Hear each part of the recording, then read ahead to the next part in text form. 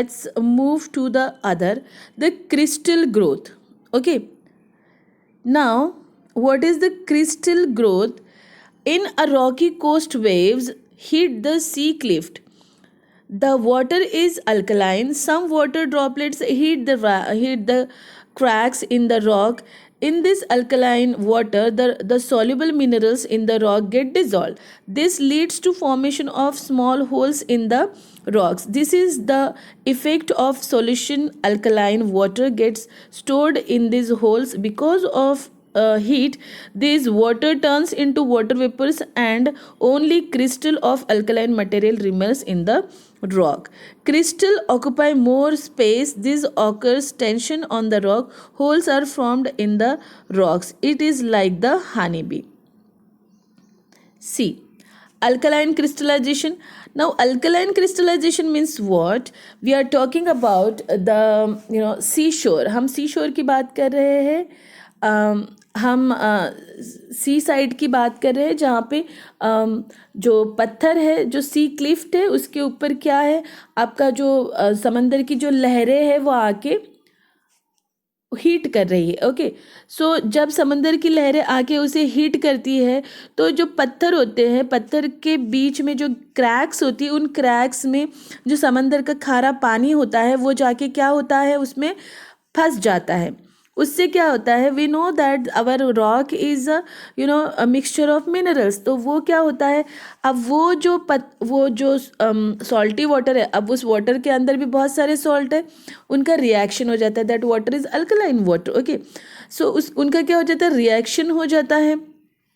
वो क्या करता है, वो जो अल्कलाइन वाटर जो है वो पत्थर को गला देता है. पत्थर के मिनरल्स को क्या करता है, सॉल्युबल कर देता है, डिजोल्व कर देता है, गला देता है. इसके वजह से क्या होता है, उस रॉक में छोटे छोटे होल्स पड़ जाते हैं.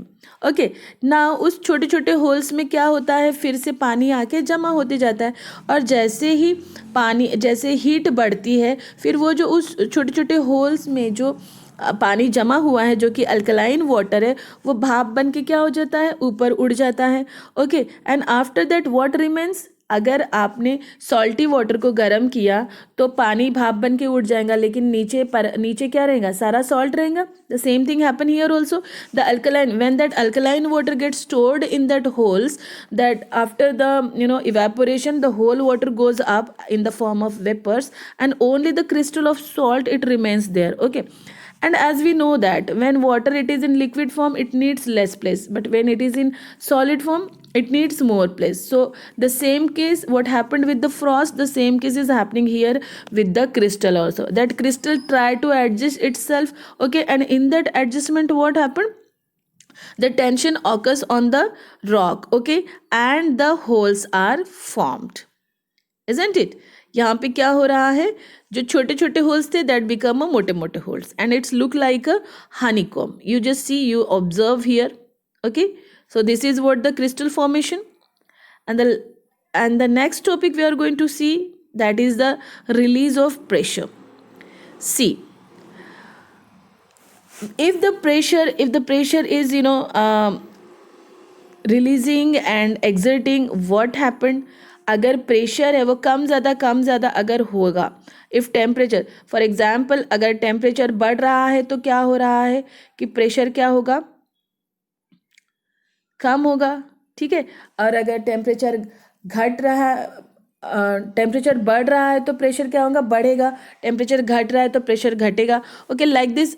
ये क्या है, अगर इस तरीके की चीज़ें बार बार होती रहेंगी तो क्या होगा कि जो ऊपर का लेयर है और जो अंदर का लेयर है, मतलब पत्थर का जो ऊपर का लेयर एंड अंदर का लेयर, उन पे क्या होगा, डिफरेंट प्रेशर क्या होते रहेंगे, अफेक्ट होते रहेंगे. और उससे क्या होगा कि बाद में पत्थर के ऊपर क्रैक्स आ जाएंगे, because that pressure is not constant, it just expanding then releasing, expanding and releasing. इससे क्या होगा, क्रैक्स होंगी और पत्थर में क्या हो जाएगा, वियरिंग हो जाएगा. अब let's see now how water is responsible for weathering.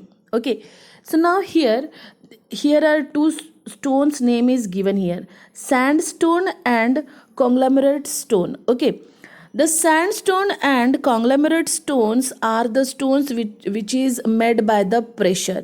Okay, it means that if these stones are made by the sediments are there, no, sediments get deposited somewhere, and after some year these sediments after some years when the pressure, pressure exert on this sediments get solid. Like if you want to make a paneer, how you make a channa. Okay, then उसको आप क्या करते हो, एक muslin cloth में उसको बांध के रख देते हो. Okay, and this chhena then in the morning, और उसके ऊपर प्रेशर रख देते हो. मॉर्निंग में वो क्या हो जाता है, सॉलिड हो जाता है, जुड़ जाता है. Isn't it the same thing happen there.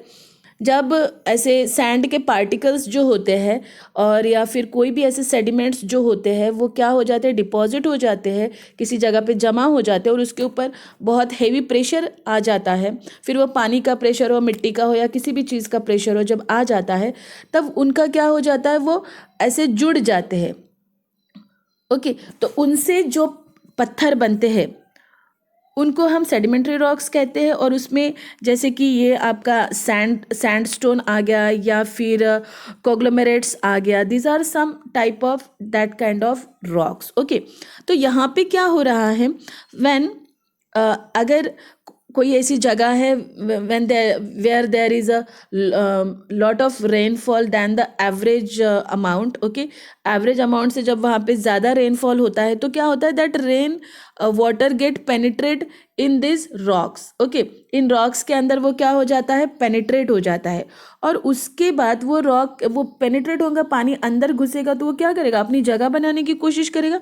Then that वो क्या करेगा, ये जो जुड़ के थे सैंड के पार्टिकल्स, उनका बॉन्डिंग लूज कर देगा.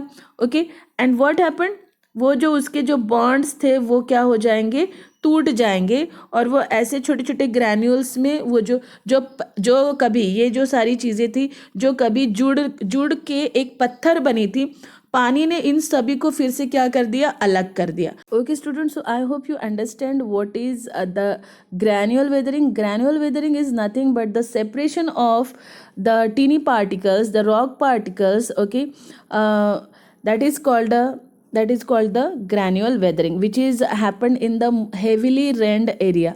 जहाँ पे सबसे ज़्यादा रेन होता है, रेनिंग होता है, ऐसे एरियाज़ में जहाँ सैंडस्टोन्स है, ऐसे एरियाज़ में इस तरीके का क्या होता है, ग्रैन्युअल वेदरिंग होता है. यहाँ पे कुछ नहीं, इन ग्रैन्युअल्स को ये जो ग्रैन्युअल्स है, these are the tiny particle of rocks, और यही जो पार्टिकल्स है ये एग्लोमरेशन मेथड से क्या होता है, एग्लोमरेशन बोलो या फिर मड बोलो, जैसे कि हम देखते हैं बरसात में मड के वजह से क्या होते हैं, ऐसे ढेले ढेले हम देखते हैं ना, छोटे छोटे ऐसे ढेले बन जाते हैं मिट्टी के. तो वहाँ पे क्या हो रहा है, एग्लोमरेशन हुआ है, तो ऐसे ही बहुत प्रेशर, अगर हम इसको बहुत दिनों तक रखते हैं तो उसका स्टोन बन जाता है, जिसके हम सैंड स्टोन वगैरह कहते हैं. फिर इसमें जब फिर से पानी घुस जाता है तो ये जो ग्रैन्युल्स है वो लूज़ हो जाते हैं और गिर जाते हैं. तो इस तरीके का जो वेदरिंग होता है उसको कहते हैं ग्रैन्युअल वेदरिंग.